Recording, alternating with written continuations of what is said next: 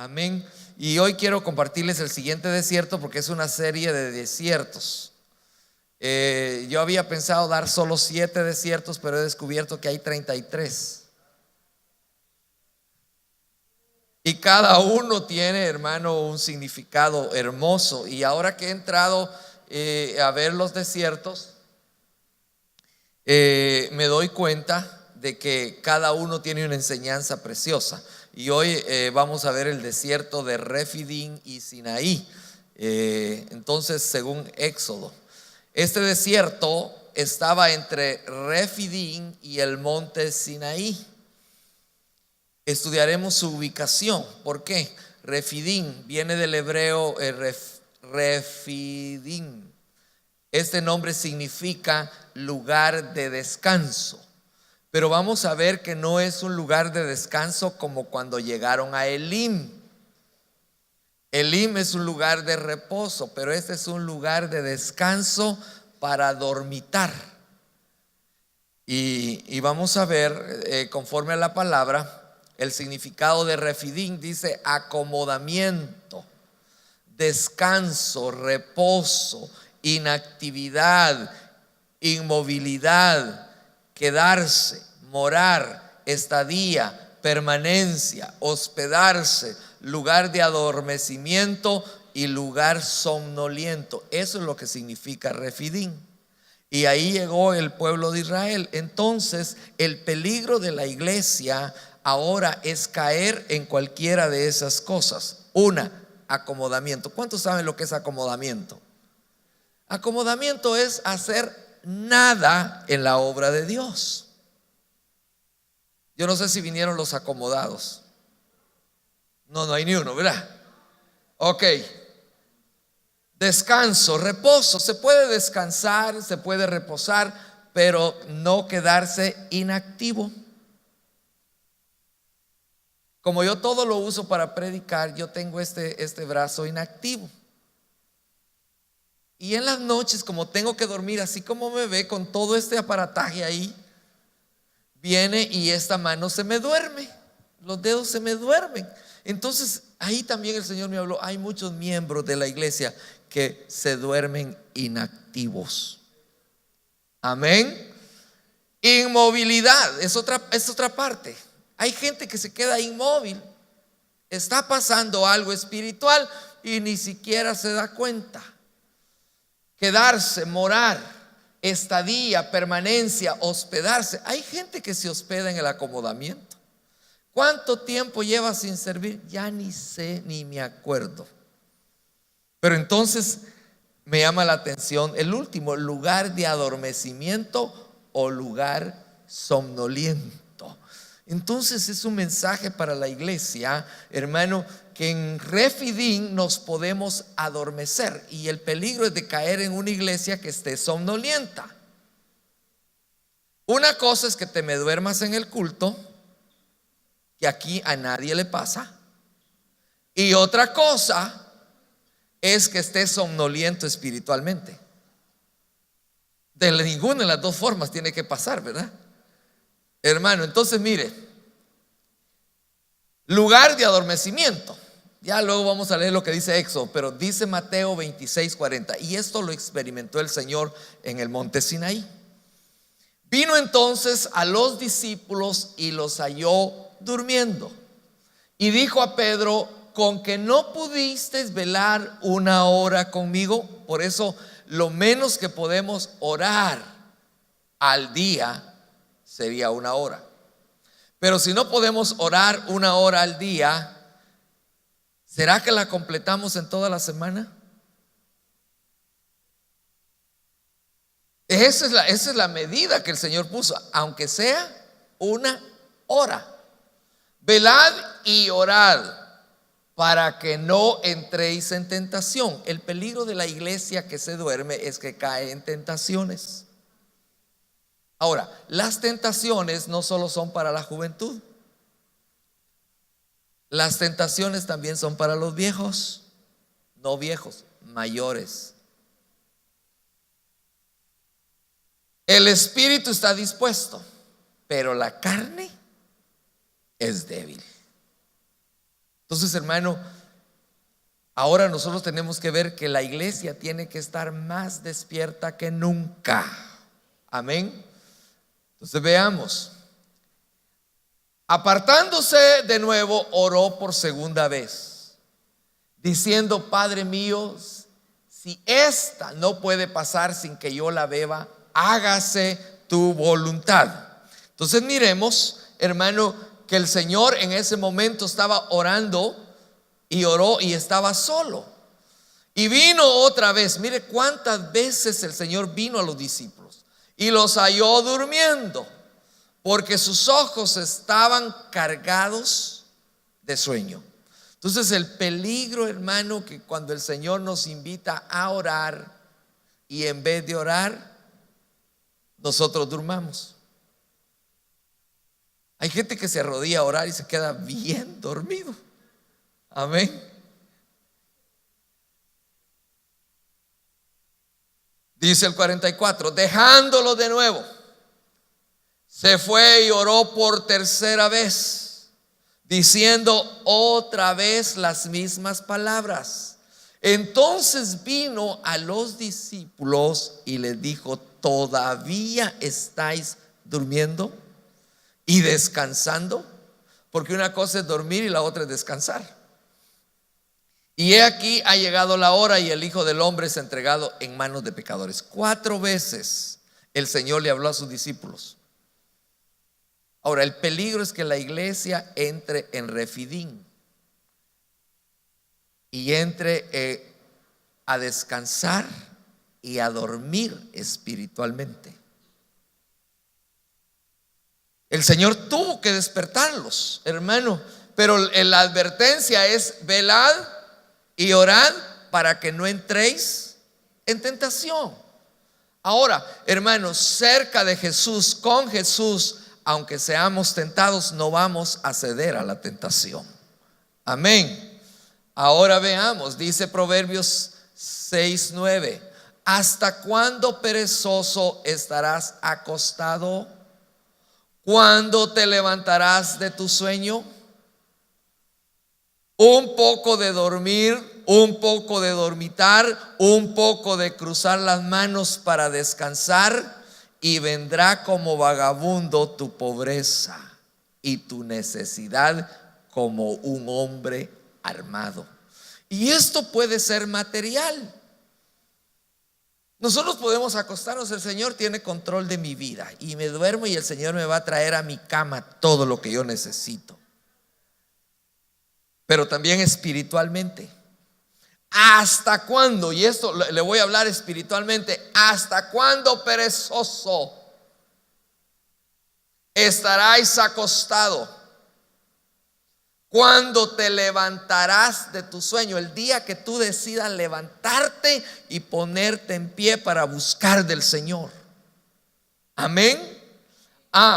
Pero también dice: un poco de dormir y un poco de dormitar, un poco de cruzar las manos para descansar, y vendrá como vagabundo tu pobreza. Hay gente que, hermano, tiene pobreza de las dos cosas: pobreza material y pobreza espiritual.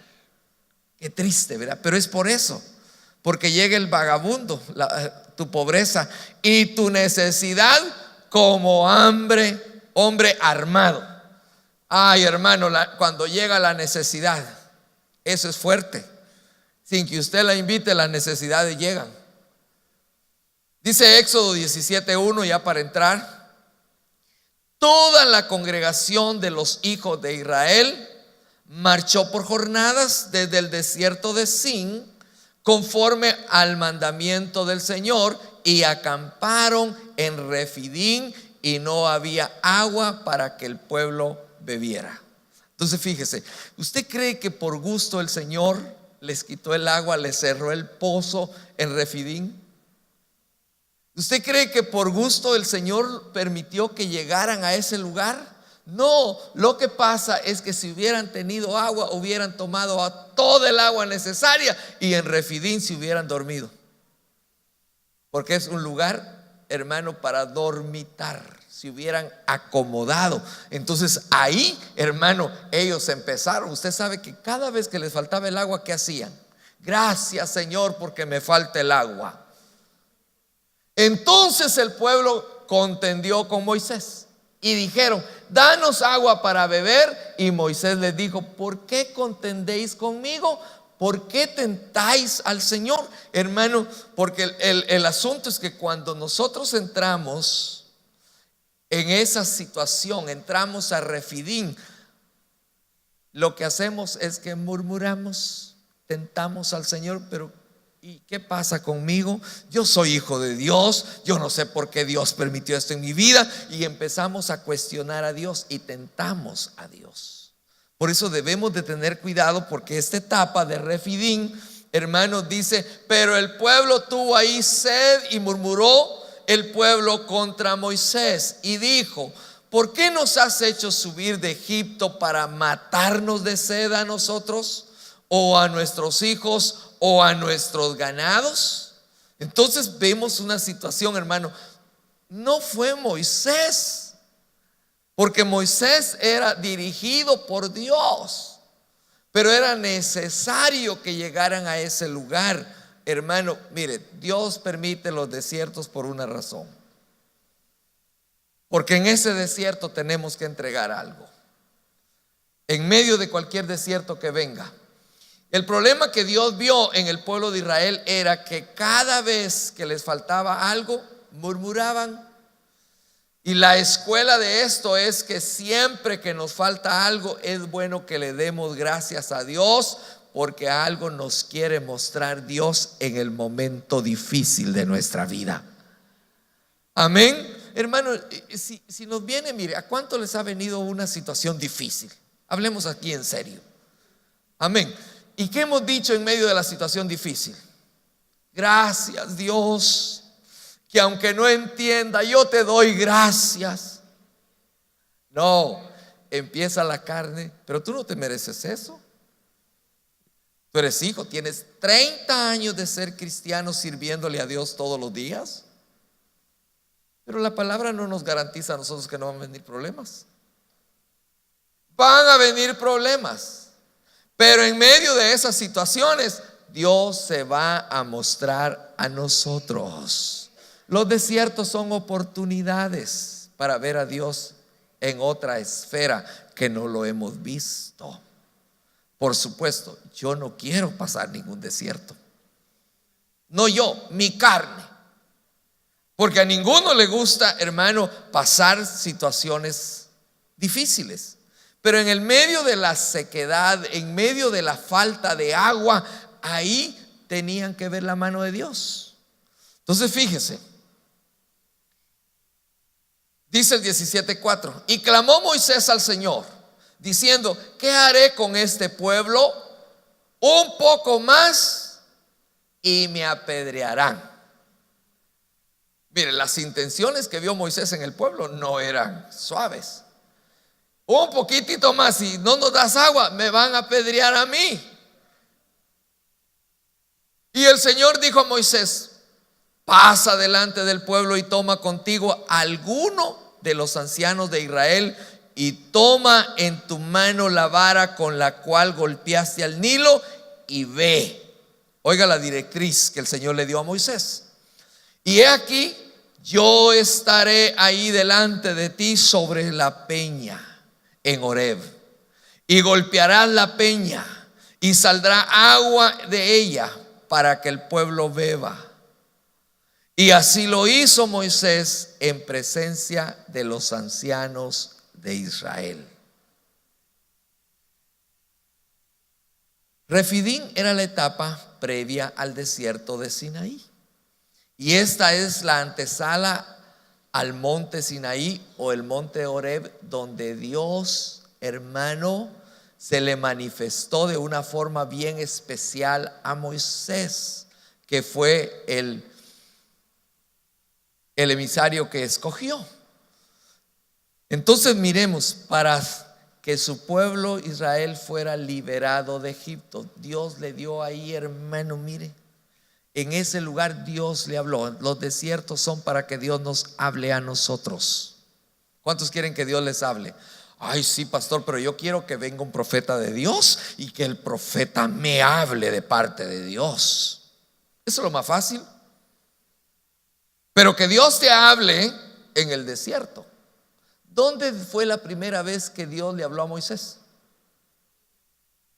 Cuando la zarza ardía en el desierto. Ahora, mire, si Moisés estuvo en el desierto, Jesús por el Espíritu fue llevado al desierto. Juan, ¿dónde clamaba Juan? Voz que clama, ¿dónde? En el desierto. Por eso los desiertos son para oír la voz de Dios y para clamar a Dios. A veces leemos el libro de Juan, voz que clame en el desierto, y qué suave se escucha, pero vivir, clamar en el desierto. Oiga, ese era el lugar donde Juan clamaba a Dios, en el desierto. Por eso los desiertos no son para murmurar, son para clamar a Dios y que Dios se manifieste en nuestras vidas. Los desiertos no son para dormir. Los desiertos son para despertarnos y preguntarle a Dios: Dios, ¿qué me quieres hablar en medio de mi desierto? No son para matarte tampoco, como ellos pensaban, sino es para que Dios nos hable en medio de Refidim. Sinaí significa espinoso, zarzoso, púas, complicado, complejo y difícil. ¿Cuántos quieren que Dios le hable en el Sinaí? Le pregunto. Es que en el Sinaí Dios habló, pero el Sinaí es que no hay evangelio fácil. El que quiere un evangelio fácil, que lo vaya y lo consigue en el mundo. Es en el único lugar donde hay evangelio fácil.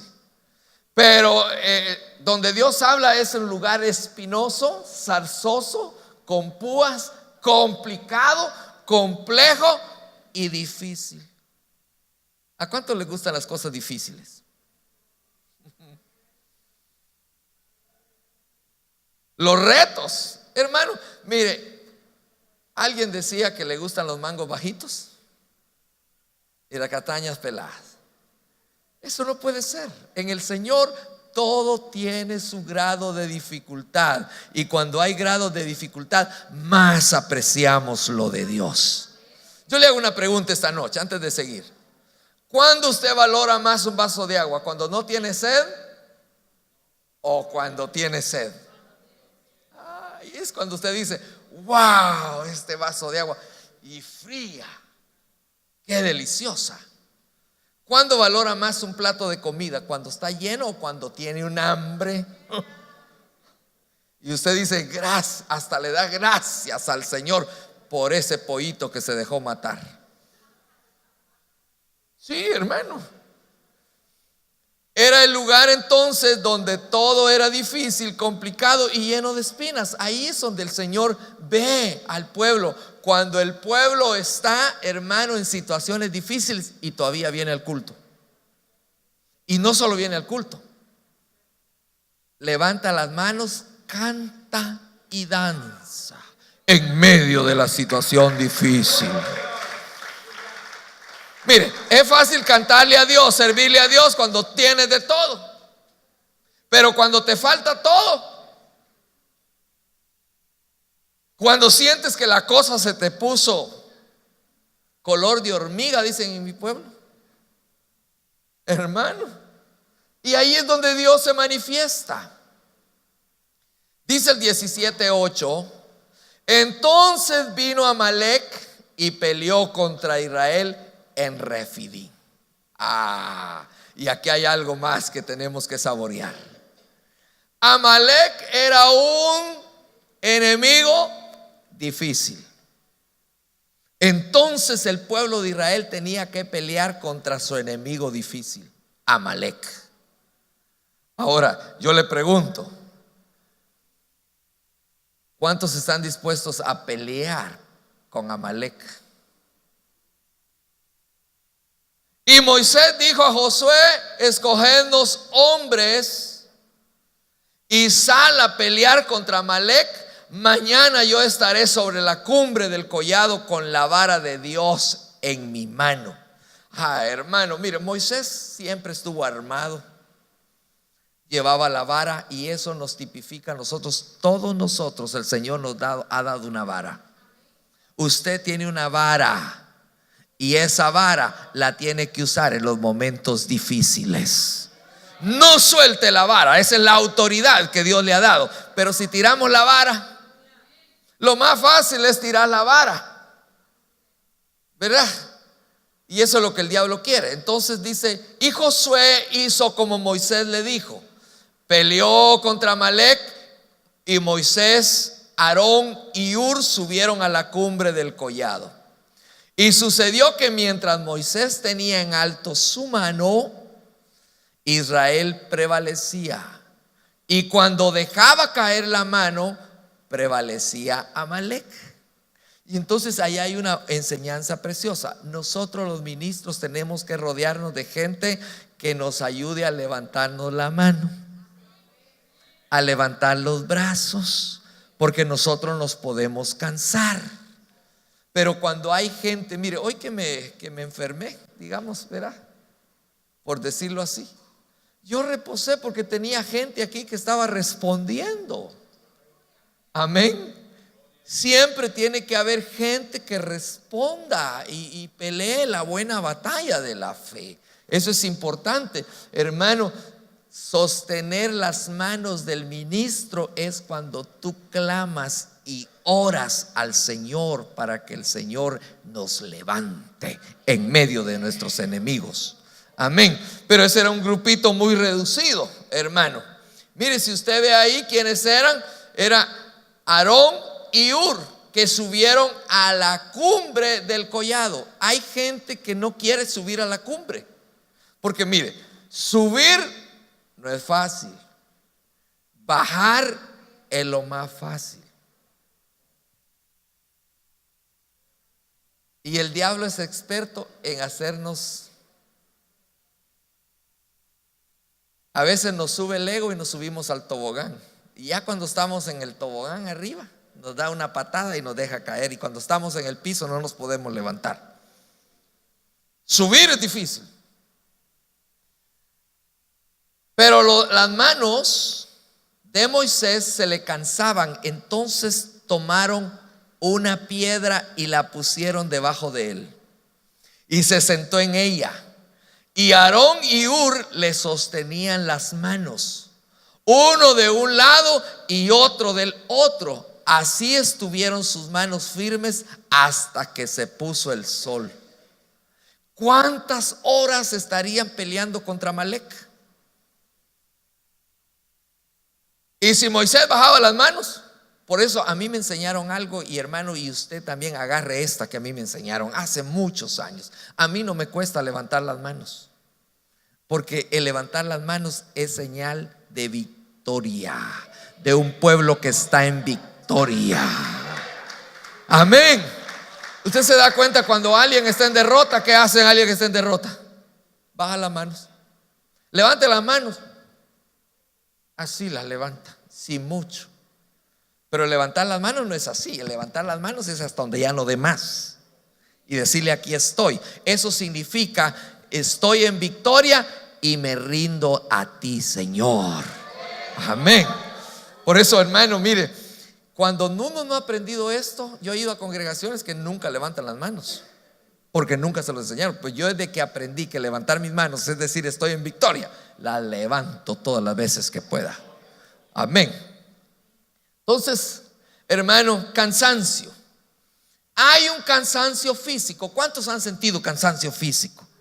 Porque trabajó mucho, ¿verdad? Hay un cansancio espiritual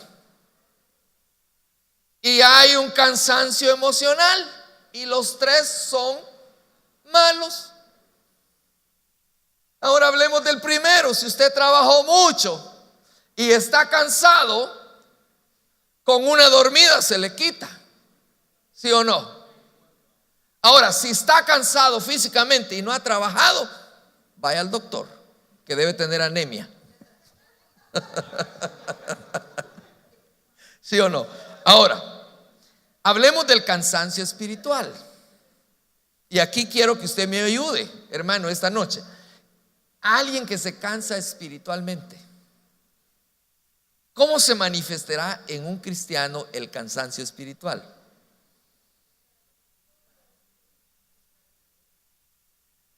¿Cuáles son los síntomas? Cada enfermedad tiene síntomas.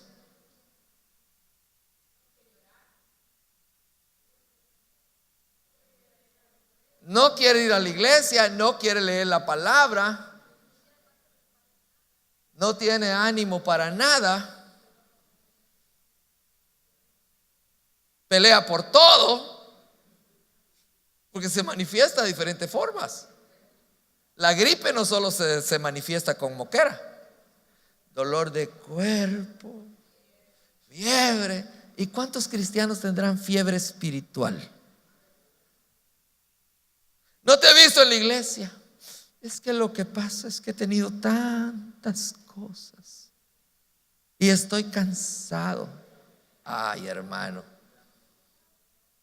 ¿Y el cansancio emocional? ¿Cómo se manifiesta el cansancio emocional? No canta porque sus emociones están por el piso. Nadie me quiere. A nadie le importo. Si voy a la iglesia, ni siquiera me saludan. Y si la novia le dijo que no lo quería, peor todavía. Esas son las emociones. Y el diablo trabaja con emociones. Por eso nosotros tenemos que revisarnos si algún cansancio de esto nos está afectando nuestra vida espiritual. O si estamos tan cansados espiritualmente o emocionalmente que estamos en refidín, como decíamos, todas las etapas al principio, sin acomodados totalmente, dormitados como estaban los discípulos cuando el Señor los llama a orar. Por eso Mateo 11:28 dice: venid a mí todos los que estáis trabajados y agobiados, y yo os haré descansar. Otras versiones dice: venid a mí todos los que estéis cargados.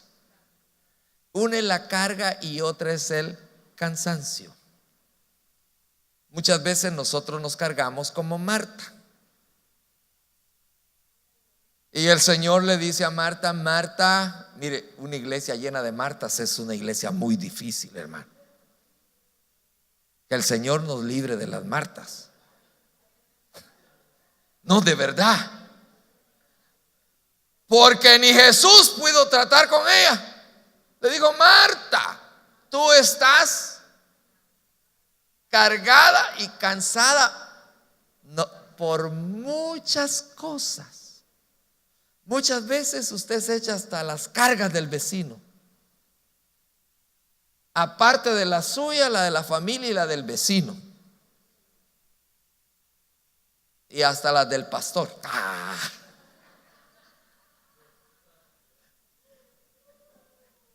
Imagínense qué culto iba a hacer Jesús, hermano. Un culto de Martas. Están cansadas y cargadas por tantas situaciones de la vida. ¿Dicen amén las Martas esta noche? No vinieron, qué bueno. Todas las Martas se quedaron. Solo vinieron los Lázaros. Es que los Lázaros son terribles. Mire, fíjense que los Lázaros Dios los trata también diferente. Y eso me gusta a mí porque ¿qué hizo María? María lo único que hizo fue oír la voz del Señor y se quedó engolosinada. Y el Señor le dijo: tú has escogido la mejor parte. Ella escogió la mejor parte. Pero entonces los Lázaros, a los Lázaros los mandan al Seol. Por eso ni se atreva a ser Lázaro. Aunque lo resucitaron, pero fue al lugar de los muertos. Los que no quieren comprometerse con nada.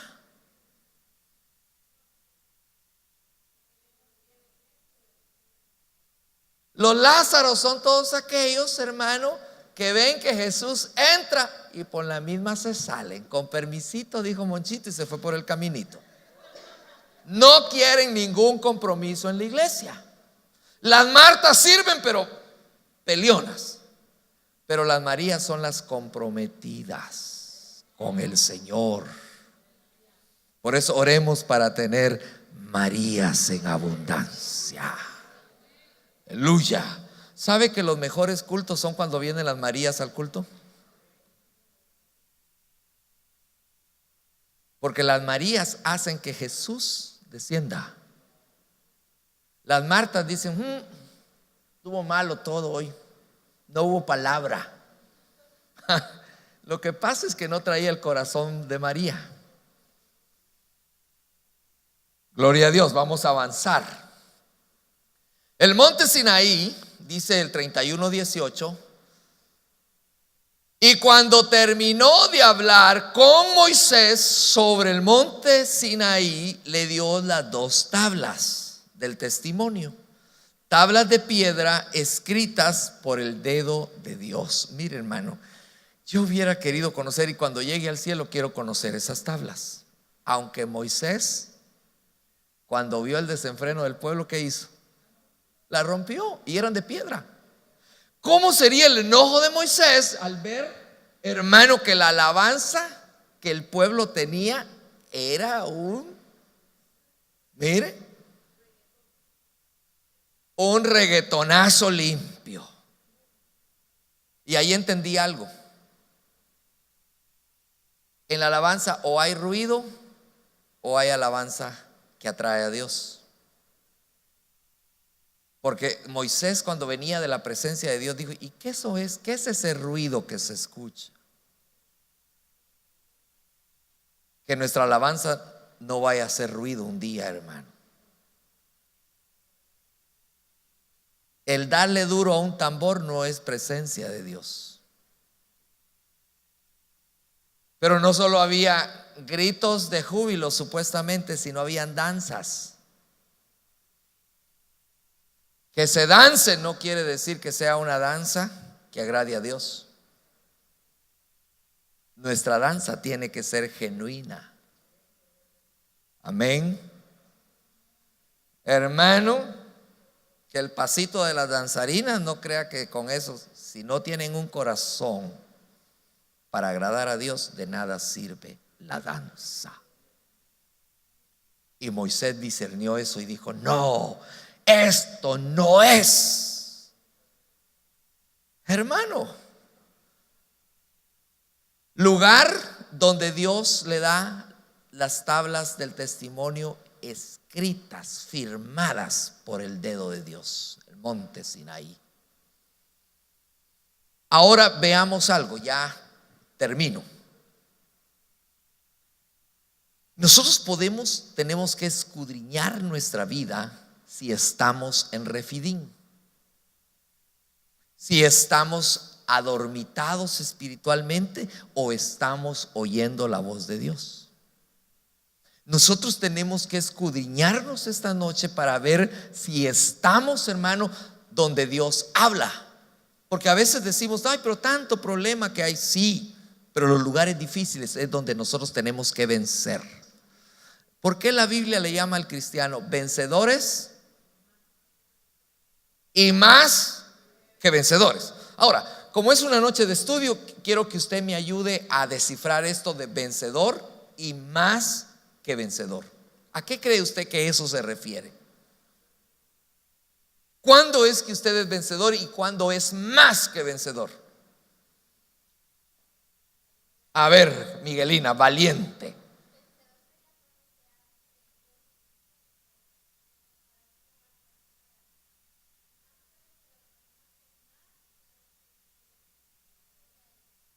La mía extra. ¿Alguien más quiere opinar? Si no, pregunto. Así decía un catedrático que yo tenía. O se entendió todo o no se entendió nada. Entonces la forma de comprobarlo es: ahora yo pregunto.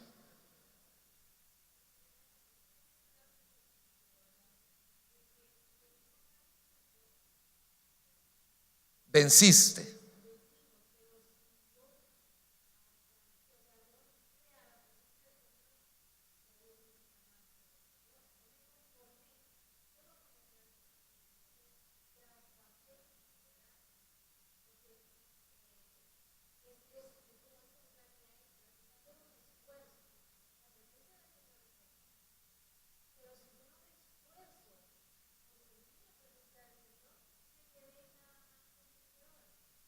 Amén. Fíjese que algo que nosotros tenemos que ver, la mía extra es cuando yo tengo la voluntad de llegar al servicio o servir.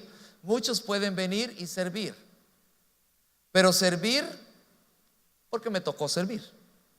Pero cuando le tocó servir y aparte de servir le toca otra cosa más. Ahora, vino al culto, no tenía servicio, pero vino, se sentó en la silla y su cuerpo le decía: no, hombre, estás cansada, trabajaste todo el día, quédate sentada.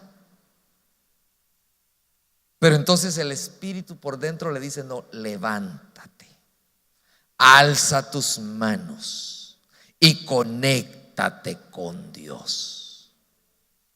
Entonces ya está en una vía correcta. Pero aparte de eso, no solo se conectó con Dios, sino que hizo que Dios descendiera por causa suya.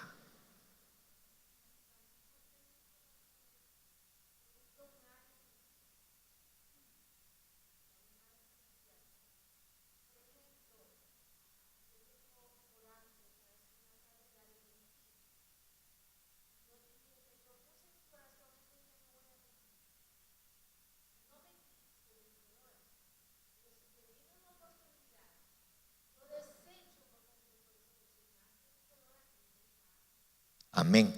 Porque mire, hay enemigos a vencer. Y entre los enemigos a vencer está la carne. ¿Cuántos tienen carne todavía? No, ¿verdad que hay carne todavía en nosotros? ¿Sí o no? Y es un enemigo a vencer. Pero aparte de la carne está el mundo. El mundo y todo lo que el mundo ofrece. Y entre lo que el mundo ofrece hay algo que a todos nos toca.